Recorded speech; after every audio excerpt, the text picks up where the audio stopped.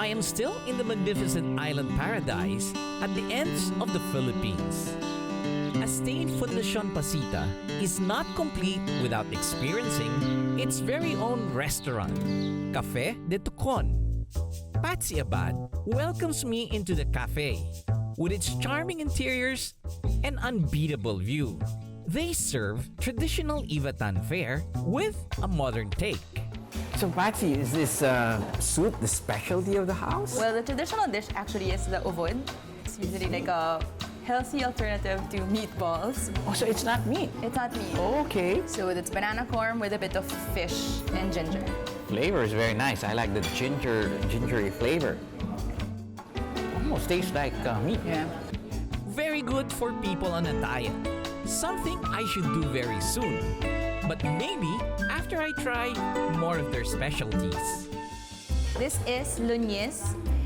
It's our traditional pork dish. It's actually cooked with just salt. And then you render the fat and then it gets fried in its own fat. Oh, okay. And then in the olden days, they store it in a jar with all the fat in it, and it lasts until like 6 months. And then this is another traditional dish. It's called supas or yellow rice. It's cooked with a bit of rendered fat and turmeric. You know, I'll pretend that I don't eat too much.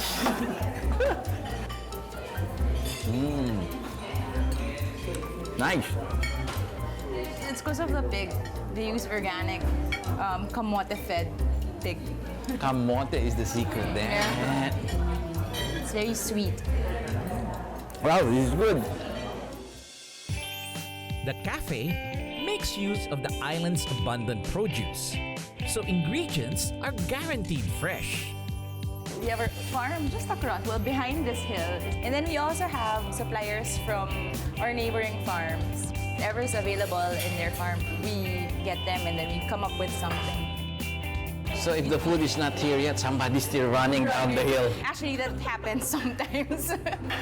There's no basil! So someone has to run.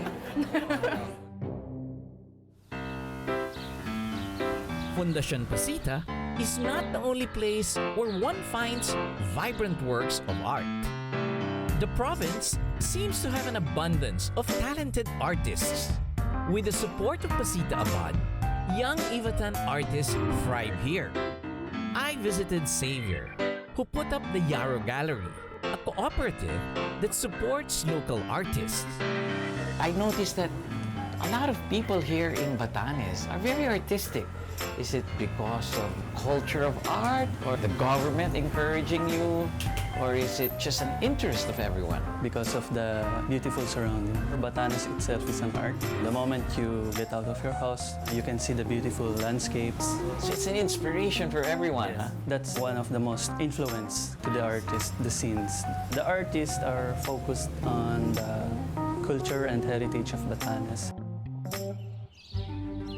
Without a doubt, any artist would never run out of inspiration being in a place like this. Anywhere I look, the views are just breathtaking. With the immense expanse of the sea meeting the sky, framed by the endless sight of hills, it makes one think about how incredibly blessed the Ivitans are to live in nature's splendor. But where did they come from? Scholars still debate about their origin. Some propose that they trace their ancestors from China, who came through Taiwan and settled in Batanes. They are said to be of the same lineage that spread across the Pacific Islands. But whatever their ancestry, the Ivatans have become a people worthy of this island, because living in this paradise can be both a blessing and a curse. Being in the general vicinity of the typhoon path coming from the Pacific, Batanes' iconic stone houses are a response to this constant threat. This is the oldest existing house here in Batanes. It was built in 1887. And during the earthquake of 1918, this was the only house that was left standing. They are built low to withstand strong winds and made with a sturdy mixture of lime, stone, and cogon. Houses are huddled together in tight clusters, so they have a better chance of weathering typhoons.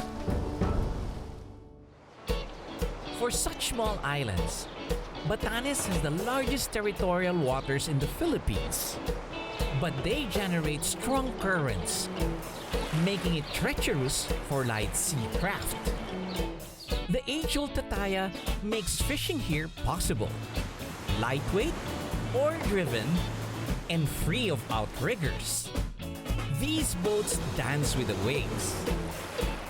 Fishermen can only go out to sea for 3 months of the year, so they have to make sure they catch enough to last them during the typhoon season. The dibang, or flying fish, is a favorite catch. But more than for their own consumption, they are used as bait for the bigger dorado, or dolphin fish. I chanced upon a fisherman who was just coming back with a good haul of dorado, so named for its golden flank. This is a really big fish. It's quite heavy as well. And yeah, they're very nicely colored fish. Huh? Here the tradition is you clean up the fish right here in the water. It feeds the smaller fish as well. After cleaning, the catch is brought to the fisherman's home to prepare for drying. Drying food is a process that the locals have adapted due to the unpredictability of the weather here in Batanes. Here, they have dried fish they have caught from the sea. Horencio, another one of the lucky ones with an early catch, showed me how this is done. Tapos kinakat nyo siya ng ganun para pati loob dried ng konti. Mas madaling matuyo. Bago nyo ibilad, may binababad ba kayo? Nilalagyan ba ng suka, ng asin? Asin lang. Asin lang, dry lang, tapos bilad na. And how long ang proseso pag bilad? Kano katagal? Mga 4 na araw, 5. Each house spilled over with dried fish on their roofs and windows. Surprisingly, Batanes is one province where you won't find a public market.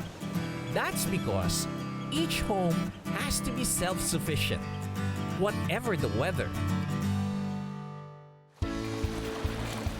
Up next, we find our way through the island's scenic roads and discover its legacy for the future.